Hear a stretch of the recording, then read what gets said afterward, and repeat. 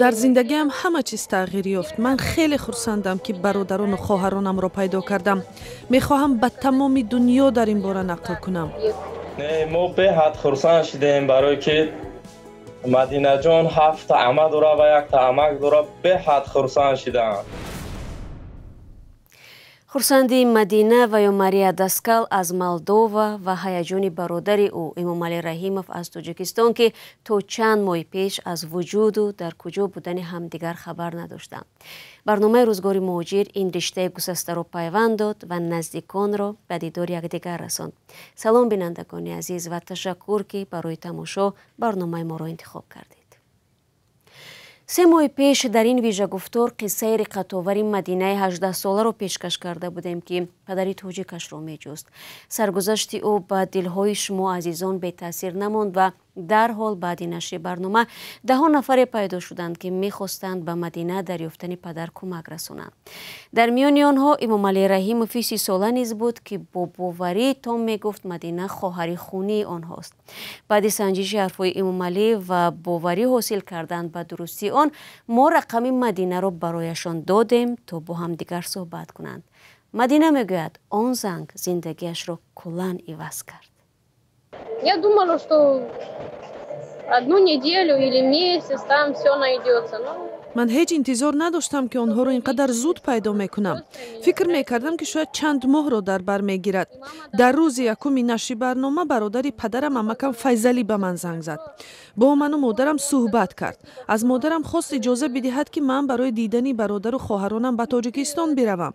مادرم راضیگیش را داد. عمکم گفت تشکر که 18 سال عکس پدرم را حفظ کردیم. آنها هیچ منتظر نبودند که من آنها را میابم. خیلی خرسند شدند. همه اشان در حیرت مانده بودند.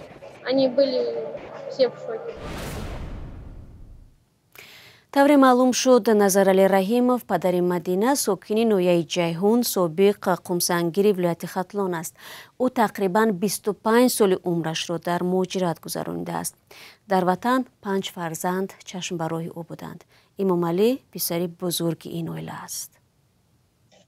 از سال 2012 به مهاجرت می‌آمدم. پدر که از سال 2008 از خانه برآمد تا سال 2012 که نیامد خانه، من مجبور شدم که خودم به نزد پدر بیام. نزد پدر سال 2012 آمدیم. حتی سال 2014 کار کردیم یک جای. گفتیم که خانه میریم. قطعی پدر که با پدر گفت من کمتر کار بارم بسیارتر است، باید من کارم ببینم. خیلی ما در این چند بار رفتیم آمدیم. تا سال 2017 پدر خانه نرفت، به وطن برنگشت.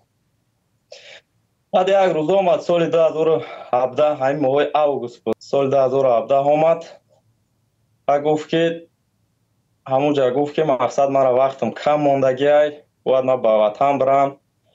ما را خیلی کم تشویقی فهمیدیم و پدر رو خیلی تیم مایلش برای خیلی پدر ما به حد خرسان که تو خونه برای به وطن بر بگردی. پدر رو روی کردیم.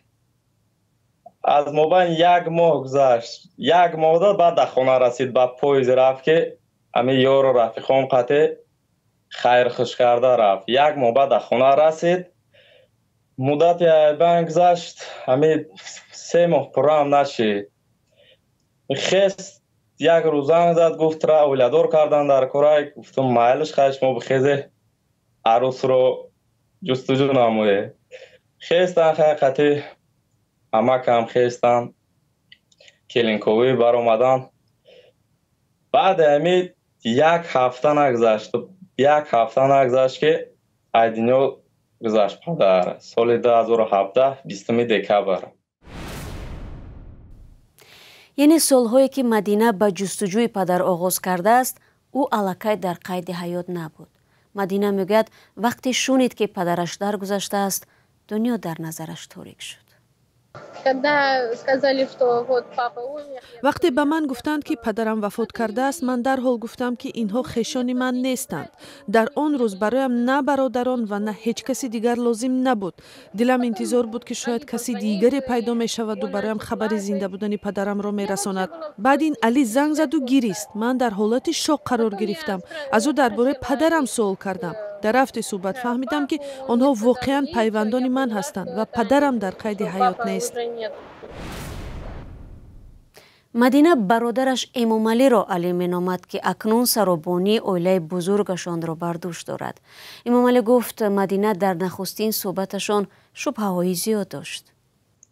бале мо қати мадинаҷон ки суҳбат кардем, хай салом алейк аҳволпурсӣ кардем. мадинаҷон ҳами сраза аз падар пурсид. гуфт гиҷодай падар. ман ҳами хел мондам дига, саволе ки сраза аз падар пурсид. ба камтар гапа дигар кардаму мадинаҷон гуфт ки ё ки падар намехоҳад маро дидан. баъд дигар хидмат қабида натонистам, гуфтам хай падар аз дунё гузашт. мадинаҷон хай бовариш наёмад. баъд саволтира сар кард ки мумкин ки шумо набошед бародарони ман. баъд аз падар якчанд суханҳое ки модари Мадина медонист ба ман савол доданд ки ҳами хел пеш аз шумо як апа доштед бо номи Майрам аз дунё гузаштагӣ аст, ҳами хел ҳаст? ман гуфтам бале. баъд боварӣ кардан хай то ҳами рӯза гап мезанем, муомиламон беҳад хуб аст. эмомалӣ мегӯяд дар бораи хоҳараш Мадина аз падараш шунида буд, аммо барои ҷустуҷӯяш ҳанӯз фурсат наёфта буд. мо соли 2017 омад, ба сири дилша апаҷон гуфт ки масад фаромӯш накун ки як хоҳар дорӣ дар Молдавия, ӯ фарзанди мо аст, ҳамхуни ман аст, ман ҳамаи фарзандонамро ба ту амонат меспорам. ман гуфтам хуб шудааст падарҷон, ҳамаша дар ҳудаи ман. ба мо ягон чи адрес намон, фақат Мадина гуфт тамом. ягон адрес ё ки аз сини соли Мадина ягон гап назад бо ман. шумо баъдан баъди ин ҳарфо талош кардед ки худтон пайдо кунед, кӯшиш доштед ё не? бале апаҷон, вақте ки амонат монд, фақат дар хаёлам буд ки мо як хоҳар дорем. азбаски модар бемор буд, фарзанди калоне ки ман будам, рости гап мушкили хеле зиёд буд. ба ин рӯз нарасидем ки мо бояд ҷустуҷӯ мекардем Мадинаро.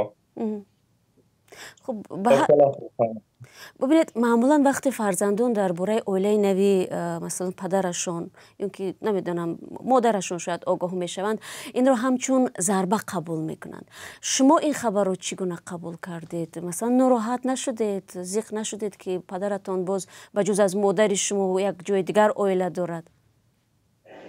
не, мо беҳад хурсанд шудем, барое ки Мадинаҷон 7 ама дора ва 1 амак дора. беҳад хурсанд шуданд вақте ки видеоро тамошо карданд дар Тоҷикистон. ба хоҳарои ман, додари ман, ҳамашона ки ман ва ё намедонистанд, ман фаҳмондам, ворам хурсанд шуданд ва гуфтанд бигире биёре ба Тоҷикистон.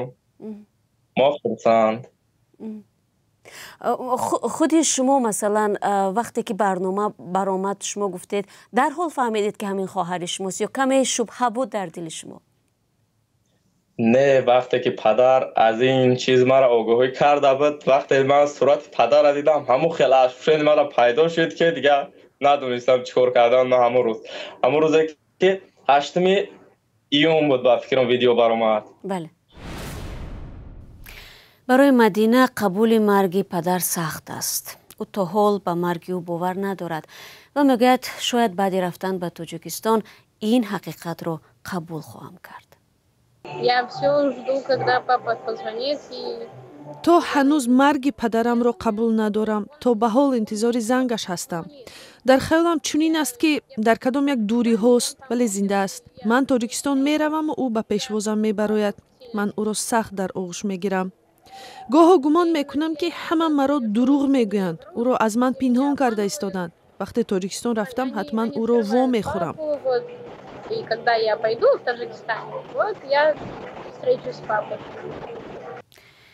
хабари даргузашти падар модари Мадина Родика Даскалро низ такон додааст. ӯ дар суҳбат бо мо аз Назарали Раҳимов ба хубӣ ёд кард ва гуфт ҳеҷ гоҳ ба дидори духтару падар мухолифат надошт. Мама, когда услышала, что папы нет, она так начала. вақте модарам хабари даргузашти падарамро шунид, гирья кард. ӯ ҳам ба маргаш бовар надорад ва мегӯяд дидор дар насиб набудааст. вақте модарам маро барои дидорбинӣ бо падарам ба Москав бурда буд, ӯро пайдо карда натавонистем ва ба Молдова баргаштем, чун дарси ман дар мактаб оғоз мешуд. падарам ҳамон вақт занг зада буд ва модарам гуфт ки аллакай дер шуд ва мо дар Молдова ҳастем. Таври Али гуфт декабри ҳамон сол падарам аз дунё даргузашт. марги падар боис шуд ки Мадина тамоми кинаро аз дил дур кунад.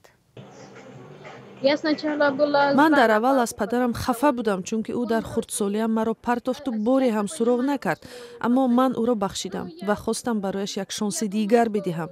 ҳоло бошад ман фаҳмидам барои чӣ ӯ занг назадааст. гоҳо фикр мекунам ки ман дер кардам. агар ман ӯро каме барвақттар мекофтам, ҳама чиз дигар мешуд, аммо тақдир ҳамин будааст. вале мо ҳатман вомехӯрем. ای هموطنی عزیزتر از جان، ای یوسف امروزین کنعان، بیرون ز وطن چی حال داری؟ بیا و از روزگارت ما را آشنا کن. بینندگان عزیز، اگر شما دور از تاجیکستانید و از نازکی‌های مهاجرت آگاه هستید و می‌خواهید دیگران نیز بدانند، پس این برنامه برای شماست. روزگار مهاجر، مطابق شوی به محیط نو، قصه‌های انسانی و سبق‌های حیات. من از امامعلی سوال کردم که آیا پدر درباره سبب‌های به سراغ دخترش نرفتنش را به گونه شهر میداد؟ پدر همه میرفت. ای سال 2012 زنش دیپارتاسیا کردن، یک چند بار رفتگی من خودشون گپ زدم با پدر نخود میکرد که من در اونجا اسب عروبه دارم فرزندم. کم کم گپاش در یادم است. بعد که دیگه پدر نمیتونه در این موبایل رفتن، خیلی مثلا کارهای پدر بزرگ کی بود، نه مالداوی رفتن میتونید نه تاجیکستان. ای موبایل چند که میگذره پدر زنگ میزنه به مادر مدینه، میگه خیر ما که اومدن نمیتونم، خیر شما بیاید زندگی را دوام بدین. که مادر مدینه میگوید که من уже شوهر کردم، بعد دیگه پدر دلش میمونه دیگه بنده میروه. خب به هر حال بله، شاید مادرش شوهر کرده باشد ولی فرزند که گناه ندارد. فرزند هر یک مثلا فرزند پدر خودش براش عزیز است. مثلا هیچ پایندر پدر نمی شود، هیچ مادراندر مادر نمی شود. بله، پدر که بیمار بود من فکر میکنم پدر بیمار بودونه که سیرش رو پنهان میداشت، با یگان کس نگفت. با فکر من همیشه که نخواست که دل نشی مدینه جان فکر بسیار کند. برای من فکر میکنم همین خیبت با یگان فرزندش فقط مرا همی کم تر گفت. من گفتم من شوخی فهمیدم. چی درد داشت؟ اما با فکرم که دلش بود. اینجا خچه پراویر که کرده بود و می سخنهای خودش کم کم میگفت. من میگفتم آخی پدر تو از پیش الله اومدگی، یکی جا اومدگی، خیلی گپ نزن. میگفت فرزندم، میگفت مرا همی دخترم میگوین که ترا وقتت کم مونده است و سال 2017 تا سال 2017 وقت دوری. وقتی که سال 2017 اخیرش میشه میگه ای دخترم دروغ میگفتی ها. و در اخیر سال دیگه اسپید نمیکنن، سکته دل ای کار میمونه.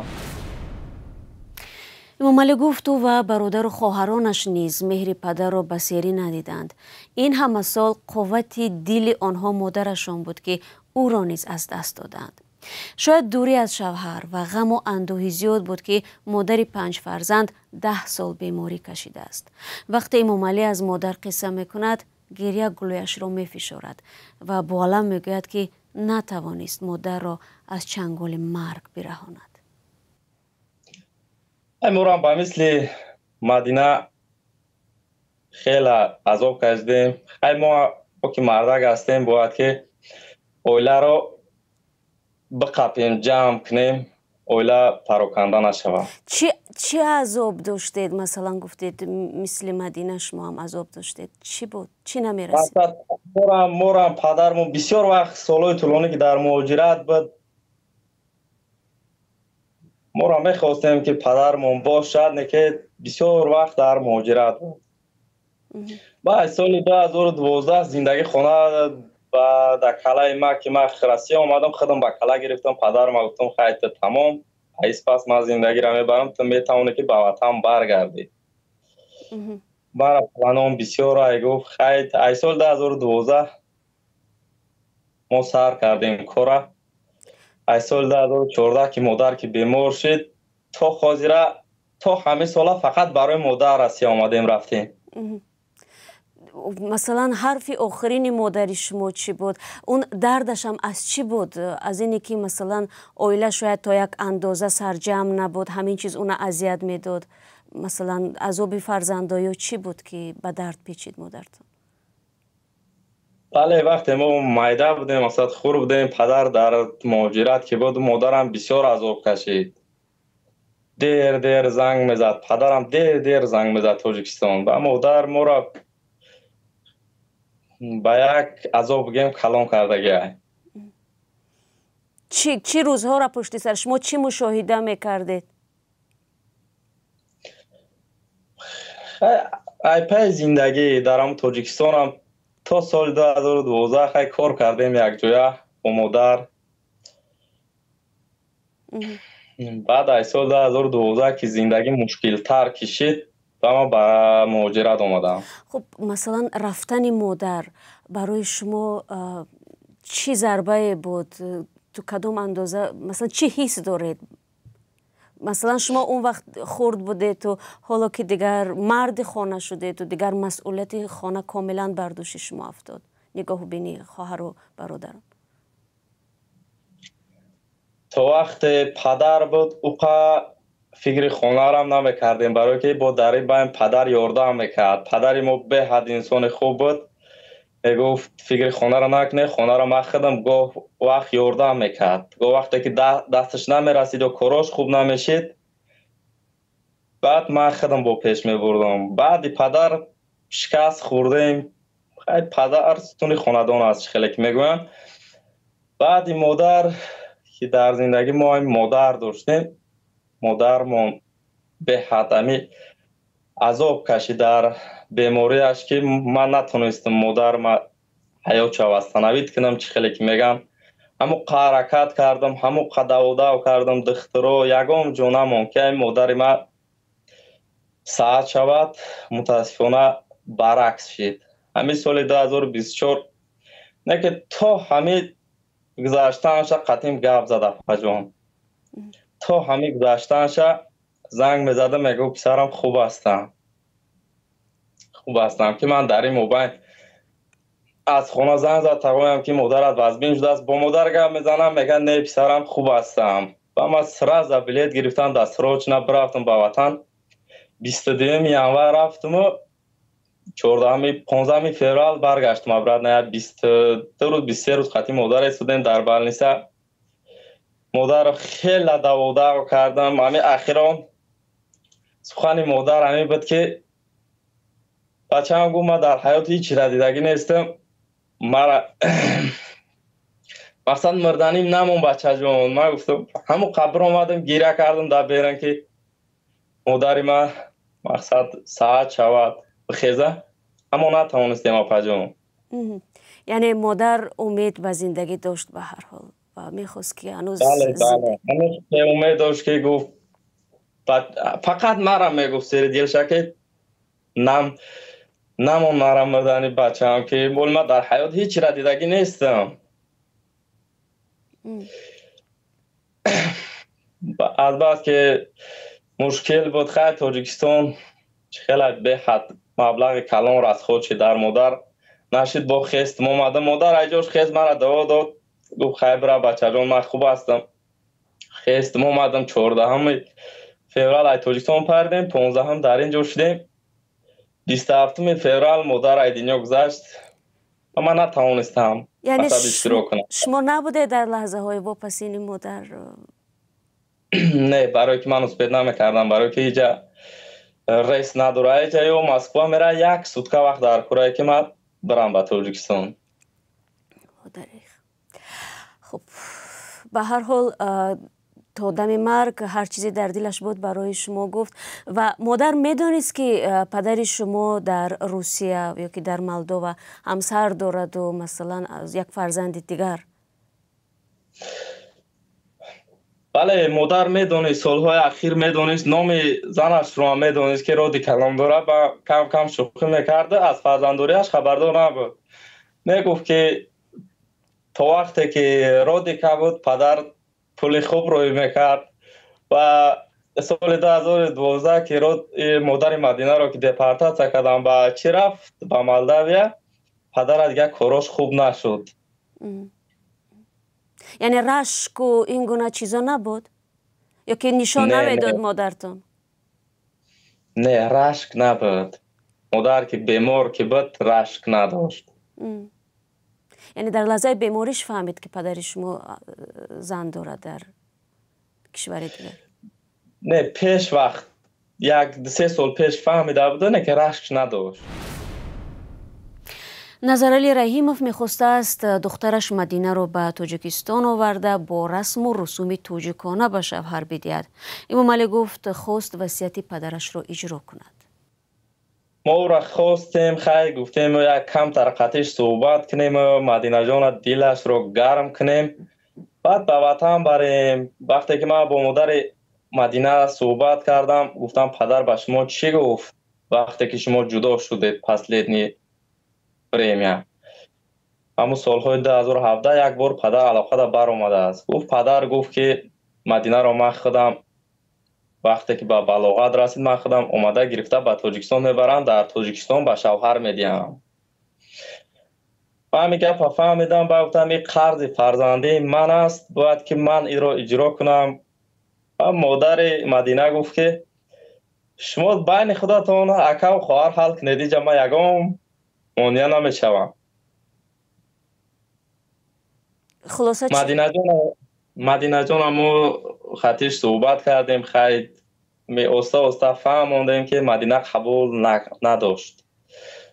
مقصد گفت من اینجا اویله برپا میکنم و بعد به وطن پدر میروم. خیلی که چخیل گویم فرزند پدر چخیل که نباشد ما رو قبول کردگیم، دستگیریش میکنیم، در برش هستیم. توی عروسی مدینه در مولدووا 5 اکتبر امسال به نقشه گرفته شده است. امام علی به جای پدر در این روز مهم در بر مدینه خواهد بود. بعد ازدواج مدینه با شوهرش به تاجیکستان رفتن است.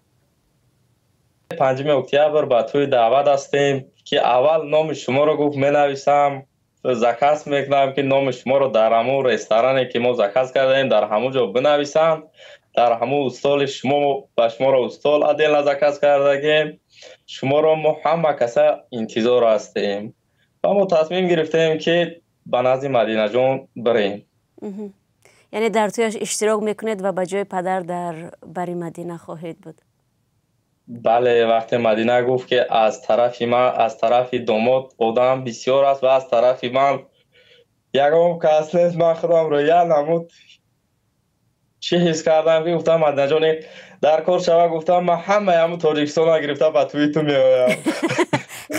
این خیلی مهم است وقتی رو بلند میکنید. شما وقتی با مدینه صحبت میکردیم دل شکسته بود واقعا. شما هم خودتون ذکر کردید که شما مرد هستید و این چیزا میتونید برداشت کنید و نشان ندید، ولی خب زن است، باز نازک است. این چیز باز وقتی که در لحظه مهم زندگیش است این سخت میرسد، وقتی که میبیند که در برش قوت ندارد یا اینکه پدر نیست، برادر نیست. من باید این ماه اوگوست به وطن برمیگشتم. من خواستم که یک حجت دیگر کنیم و به نزد مدینه جان رویم. کمی هم که باشد ما دوام 18 سال با مدینه جان یگان کار که نکردیم. میخواهم که یگان سورپریز کنم، یگان یاردمش کنم، یگان توفای به تویش. بله، یا که توفای خیلی میبینم برای که اون مرا کم کم همون چی خیلی میگوین نمیاک میتید که خیلی برادر ما رستوران زکس کردیم این قدر پول بسیار میشود، این خیلی همه چیش خیلی ما که برادرش هستم. مرا گفتم چیزی که هست مرا بگو کیس پس من در خدمت یار. مدینه میگوید از اون که در فکر جستجوی پدر شد هیچ پشیمون نیست. او باور دارد اگر نزدیکانش را 10 سال بعد هم پیدا میکرد همین احساس را میداشت. در زندگی من همه چیزی وضع شد. برایم خیلی دردآور است که پدرم دیگر نیست. من فکر نمی کردم که برادران و خواهرانم مرا به عائله خود قبول میکنند. گمان داشتم که مرا به حال خودم میگذارند، اما آنها مرا قبول کردند، همراه هم صحبت کردند و گفتند که همیشه درباره من خواهند بود. من حالا به همه میگویم که من دیگر تنها نیستم. امام علی هم میگوید فرزندان باید در آغوش پدر و مادر به وای رسند و حالا که سرابانی عائله برداشت او افتاده است کوشش میکند همه آنها را سرجم نگاه دارد. باید که فرزند در تربیت پدر و مادر باشد. ما که خود ما پدر بسیار در سالهای طولانی که در مهاجرت بود ما بگیم به پدر کلان شدیم، مهر پدر را کم دیدیم.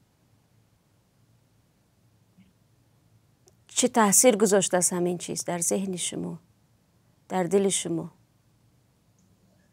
در دل ما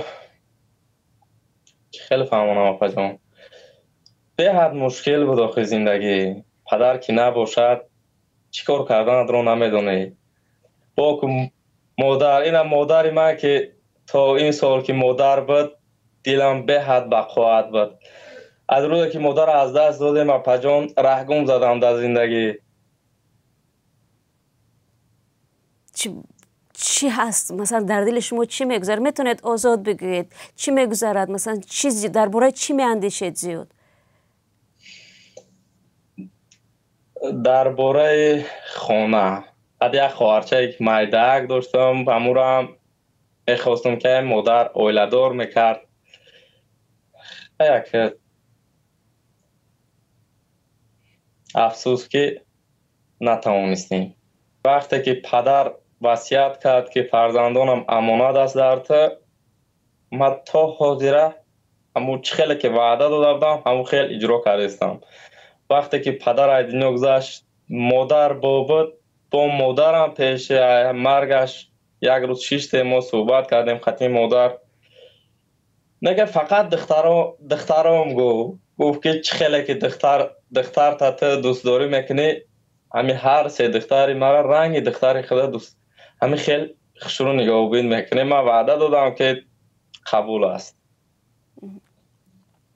خب ما هم دعا میکنیم که خدا برای شما قوت بدهد، سلامتی بدهد که شما بتوانید واقعا هم سرابانی خانواده بزرگتان باشید و اونا خودشون تنها حس نکنند. از صحبت با امام علی برمیآید که با وجود دوری از پدر زندگی او را مرد تربیت کرده و مادر توانسته است فرزند را پیش از همه همچون انسان کامل به وای رساند. همین است که مدینه هم در سیمای امام علی پدر و تکیه‌گاه خود را پیدا کرده و دیگر خود را تنها احساس نمی کند. ما نیز خرسند از آنیم که برنامه روزگار مهاجر اعضای عائله را به هم آورد. با امید شنیدن قصه های نوی شما از آن نشر امروزه برنامه را پایان میبرم. اگر گفتنی دارید مهمان نوبتی ما شوید. همدیگر را گم نکنید. تا دیدار نوبتی، خدا نگهبان.